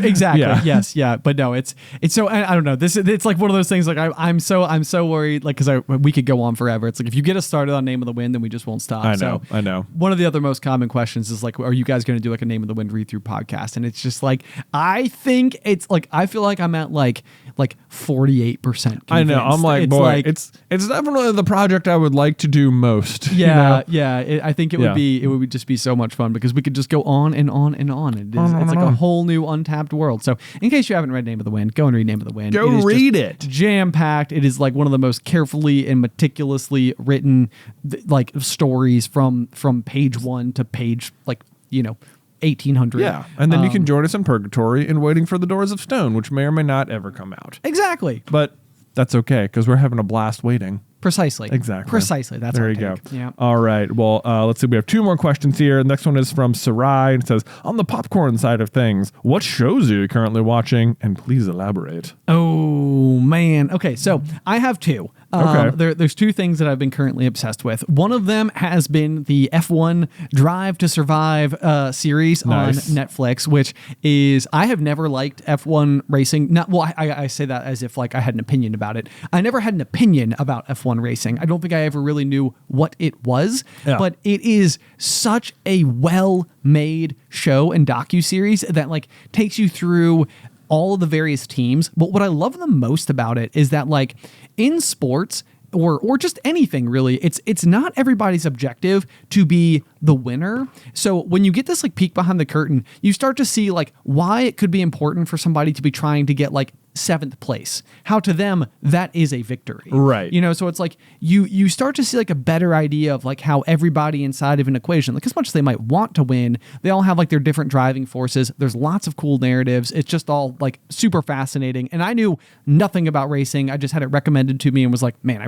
really enjoy this. So nice. That would be my first one, and then my second one is Clarkson Farms. Yeah, which several people also asked if I was watching, and I am on season 3. I have loved season 1 and 2. And I would say that the big thing I love about it is that like the idea of having like a hobby farm or like going and farming is something I could actually see myself doing. Dude, I mean, same though. Like, you know, I've been having so much fun just doing gardening, and I've only got, like a 13 by 13 square foot garden. Right. You know, and it's like the amount of time I spend out there just enjoying myself, like picking weeds and looking at, like, I'll go out there and I'll be like, oh yeah, everything's looking good. Like as if anything's really changed at all since the day before. Right. But then you get that excellent feeling of like when it rains, you're like, we needed it. We needed the rain. Mm-hmm. Nothing I do check the weather like every morning, just specifically to see like, should I go run the sprinklers today? It's gonna rain. Not gonna have to. All right. I'm saving water. Yeah. Then I'll look at like Instagram videos and people like, you should water your tomatoes like this. It's like it's less good to get on the leaves, and I'm like, well, but like rain. Yeah, you know, but like Rain. But like Rain, I'm like, you know, maybe you're right, but also like the way God does it is with rain. So that feels like, you know, it feels like there's no way you're telling me that rain and sprinklers from above can really be that bad for my plants. I think you're fine. Yeah. I think you're fine. Yeah. Yeah. But so that's been like my big thing. I think it's something I just genuinely enjoy. It's like a cozy, fun, happy, funny, lighthearted show. Nice. So that would be my two recommendations. All right, I have three sort of, but really maybe more one. One's more of an event. I would say that I don't know if I would count this as a show, but just the NBA playoffs I've been watching. Nice. Yeah, you've been so. And I say that I've mostly just been watching the Celtics. Nice. Yeah, but there's a game tonight, so I will be watching it, and I'm very excited about it. So that's one. Two, and this one's sort of over now, but I would highly recommend everyone watch it. Is X-Men 97, which is like the highest rated show to come out on anything all year, like cartoon or live action or otherwise. It's so freaking good. I am like on the cusp of ordering artwork from the show to put up in the office.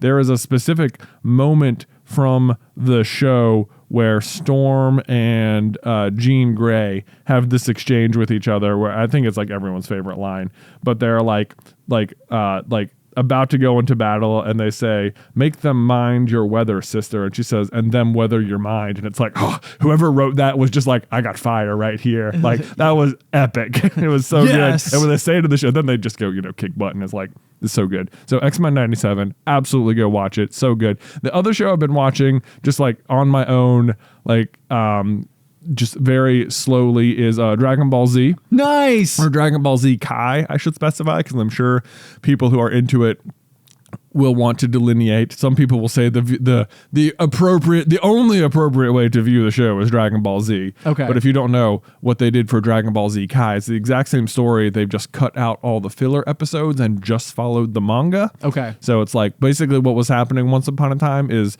the show was being produced faster than the manga was coming out, so they just have to put episodes in before the story could progress because they didn't know what was going to happen. Right. So okay, we're waiting. Now, like, and which is not to say they're all bad. There are some silly things that happen in the filler episodes that people love, and you know that's great too. But if you're me in 2024 and just want to see the story, Dragon Ball Z Kai, tremendous way to do it.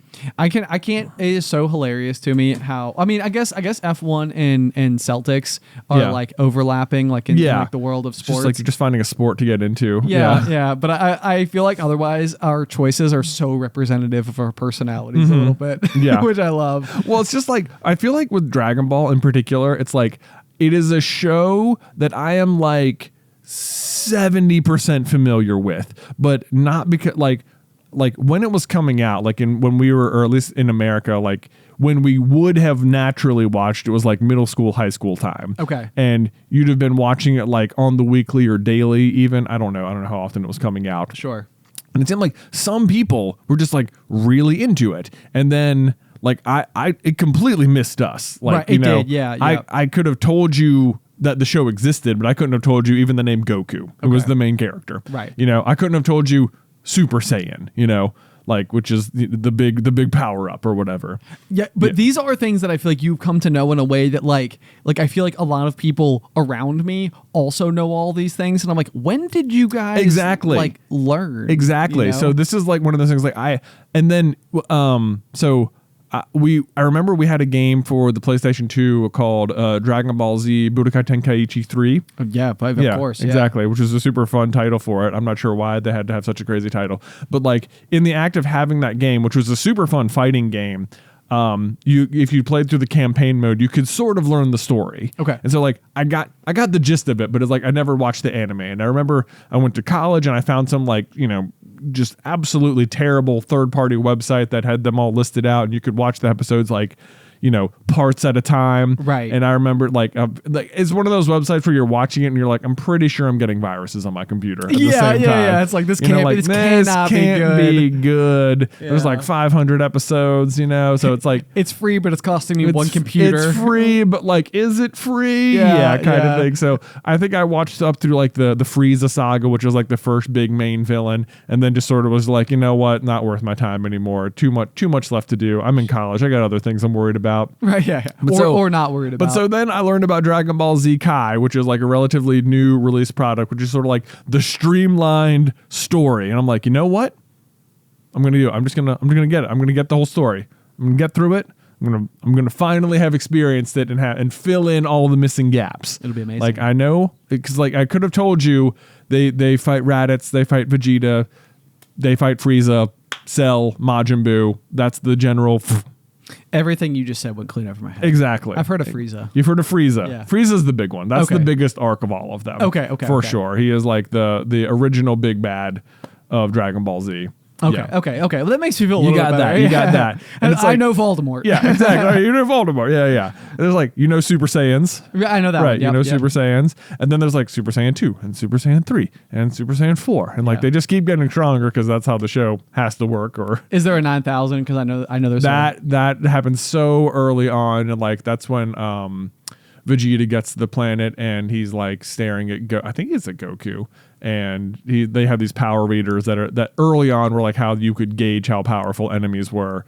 And at this point, Vegeta's power level isn't even like 5,000 itself or something. Okay. And he sees Goku and is like, "What? Over 9,000? That's impossible." Meanwhile, Frieza up there, Vegeta's boss, is up at like 1,000,000. So it's like, Okay.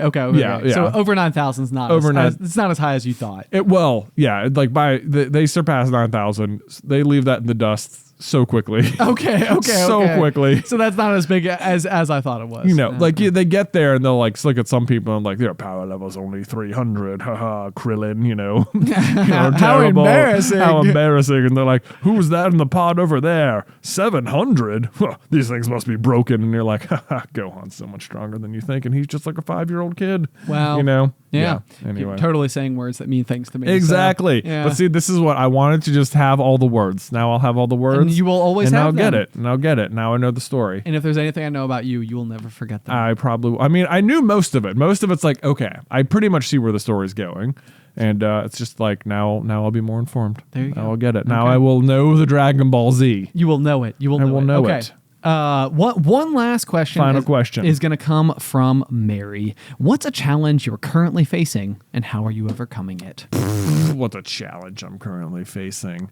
Goodness, do you have an answer for this off the top of your head? Because you put this one on here. I did put this one on here. So I think that it's kind of like it's probably the general anxiety all the time and Yeah. always. Yeah. So this is a big one where I would say and it's like it's one of those where you think like I would make the argument that I've like been working on it consistently for a long period of time. Yeah. But like I think that like I had reached a stage where I felt like the constant state of like reflection, introspection, constant thinking, constant everything. I feel like I'm starting to take a toll on the people in my lives who are like tired of hearing about it. Right. Like the introspection was becoming a symptom on its own. Yeah.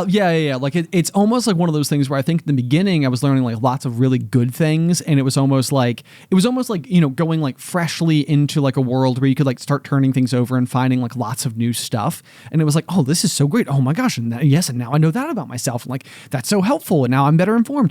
And it's almost like now I've like scoured the riverbed, and now I'm like searching for like pebbles that I can flip over that might have like a morsel left underneath it. Yeah. And it's almost like, but like my intensity about those things is the same as it always would be. Right. So it's sort of like, it's like, oh, I learned like one tiny new detail. Maybe I can reframe my whole existence with this one. Right.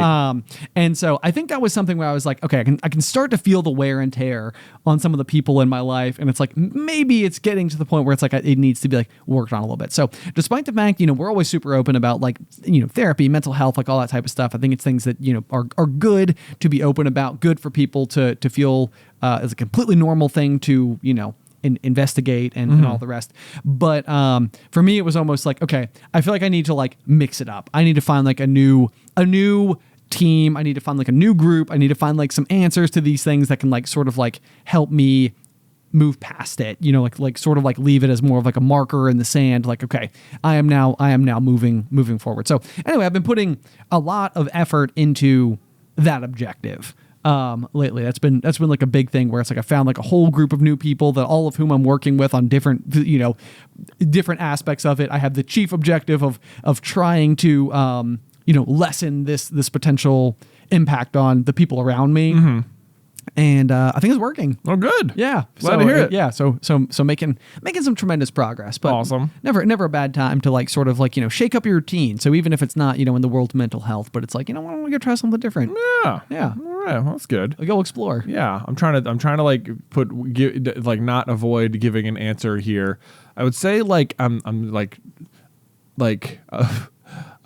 maybe an area that feels like is more like a running theme is like a certain like kind of self-confidence that I find myself butting up against. So we sort of talked about this like which is not to say that I don't feel like I have like self-confidence. Like there are things that I feel like I'm very good at and I excel at, but there are other areas where I feel like I will brush up against like maybe it's like it's a different area, so it feels like it's a new problem, but maybe it's like the same one in presenting in other ways. Sure, but like so we talked about like like even just like doing the gardening stuff, like feeling like I don't know if I'm doing this right, and like there's not really necessarily like a wrong way. Like I'm definitely not doing it wrong, right? But it's like feeling like I'm not being guided through it. I'm just sort of having to like figure it all out by myself and like wondering the whole time, like, am I being like, am I doing a really bad job or something? And it's so interesting to me as well, because like, I've noticed this, like there's been 3 key things that you've brought up recently. One of them was the purchase of like 38 bags of topsoil for your backyard. There was a little bit of like, same thing. Like insecurity about it. There was going to the hardware store to buy your tomato plants and not knowing like which ones you were supposed to be buying and not having like more confidence or obvious like, yes, I know of course that I want the heirloom, blah, blah, blah. Yeah. And then the third one's actually just in today's episode, we were talking about like watering the tomatoes themselves. I'm not concerned about that. Yeah, sure. Yeah. But like, the idea of being like, does it really matter if I'm using a sprinkler versus like watering them like underneath the leaves or whatever? Like, like what about when it rains? Right. And it's fascinating to me that this thing that you're doing very privately, like, it's in your backyard. It's not on display. You're not vlogging it. You're not sharing it. People aren't like tuned into your progress. And it's fascinating to me that you do have like a lot of this insecurity about not insecurity, but like you feel like a lacking sense of confidence when what we do otherwise is so in front of like a crowd, right?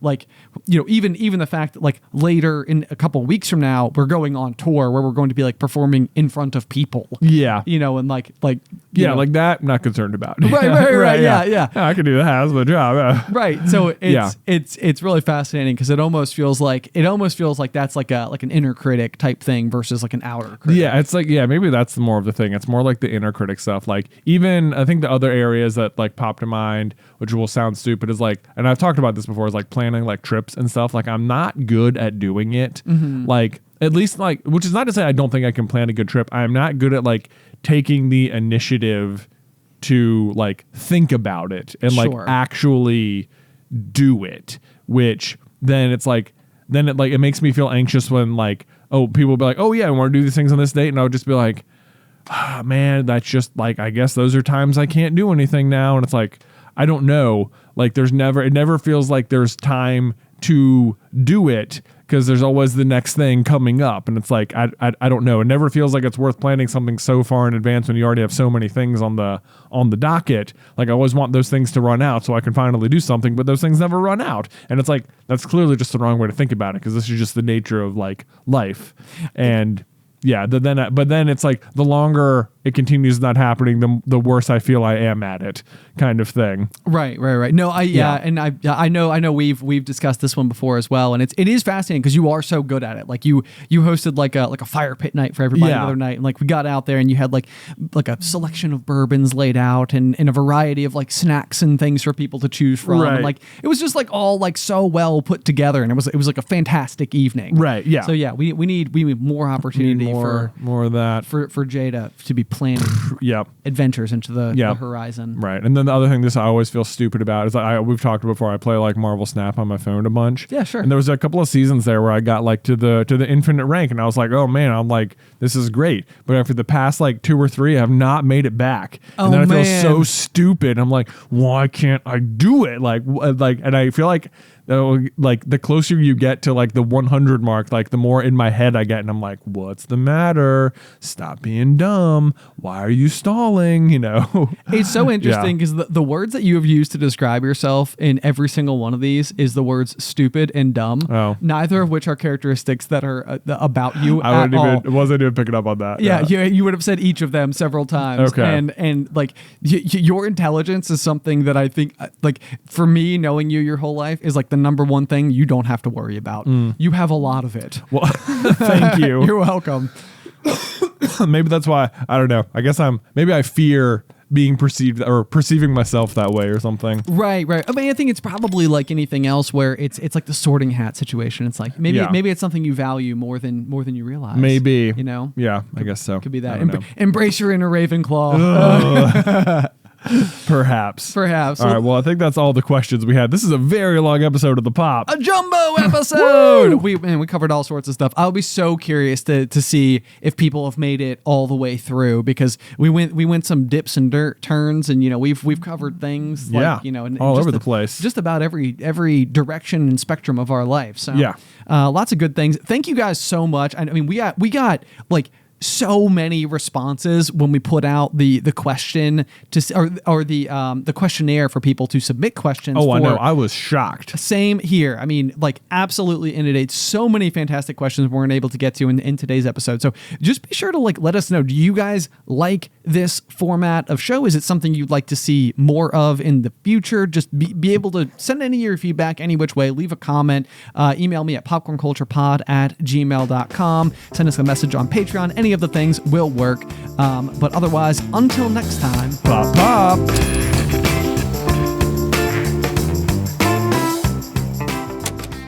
Today's episode was edited by Isybelle Christley. Vaishon Brandon does our art. Catherine Stein is our production manager, and the show is hosted by me and Jonathan Carlin.